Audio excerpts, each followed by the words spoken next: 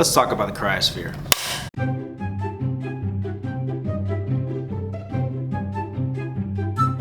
So, what is the cryosphere and why is it important? Before we start, let's take a look at the different spheres that make up our planet. Mr. Fowler, what's a sphere?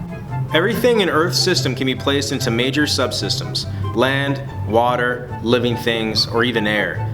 These subsystems are called spheres.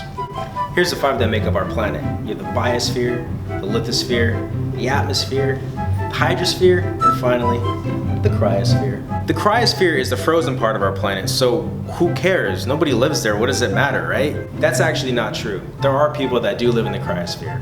Not a lot, but people do live there. And the rest of the people on the planet have a major impact on what happens in the cryosphere. That's actually kind of our fault. Here's what's going on. Carbon emissions are actually causing the Earth to warm. Incoming light from the sun hits the surface of the Earth. The Earth absorbs much of that energy and it heats the planet up. The carbon dioxide in the atmosphere absorbs much of that heat and it keeps the planet warm. Too much carbon dioxide in the atmosphere warms the planet too much.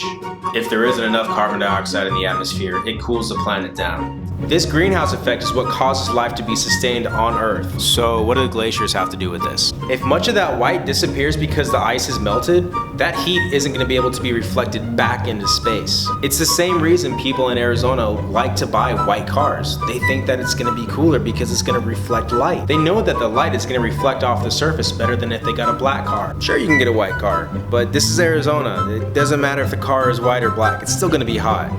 But the white does help a little bit. Alright everyone, hopefully this was helpful. This is just a really quick, brief introduction to the cryosphere, and hopefully you learned something. We'll see you next time. We need to stop. That's not good. That's not good at all, guys. Let's stop.